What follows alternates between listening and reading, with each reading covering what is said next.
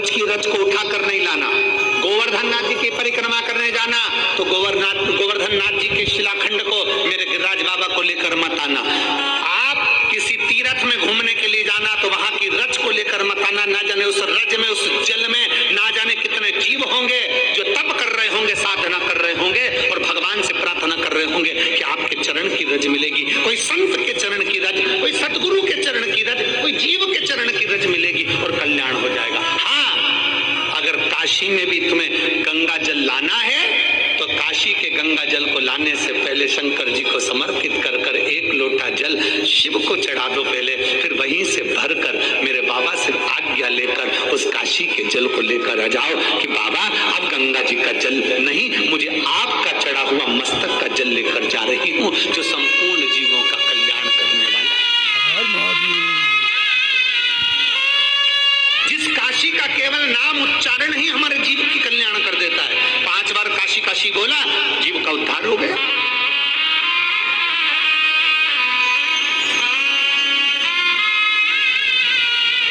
कभी जिंदगी में काशी जाओ तो काशी के जल को अपने मस्तक पर चढ़ाओ, काशी की रज को अपने मस्तक पर चढ़ाओ और काशी के जल को अगर लेकर आना है तो मेरे काशी विश्वनाथ जी का नाम लेकर, मेरे विश्वनाथ जी का दर्शन कर कर, मेरे विश्वनाथ जी के सामने वो जल ले जाकर फिर लेकर आओ। क्यों? क्योंकि जब जल काशी विश्वनाथ जी के सामने जाएगा तो उस जल पर मेरे बाबा की दृष्टि पड़ जाएगी और हम जैसे जीवों का कल्याण होता है वैसे जल के जीवों का भी कल्याण हो जाएगा।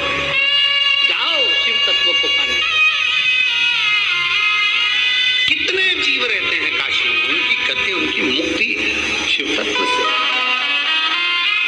और शंभो शरणे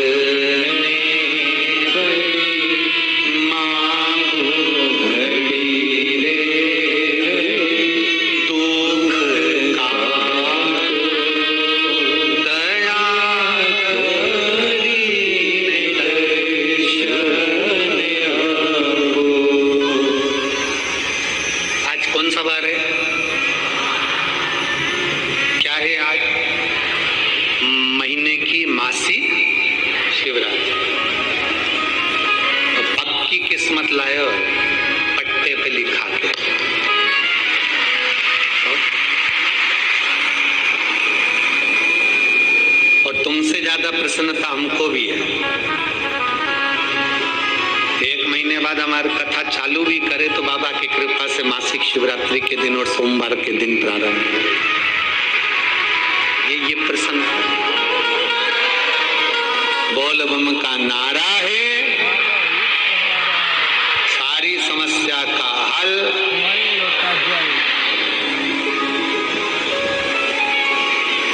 आपके साथ में हमारी भी प्रसन्नता है शिव कृपा।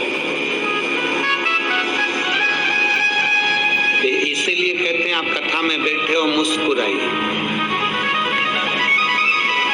घर पे जाने के बाद तो वैसे भी तुम सिंदूर चढ़े हुए भेरू हो जाते हो, मैं मुस्कुरा भी नहीं।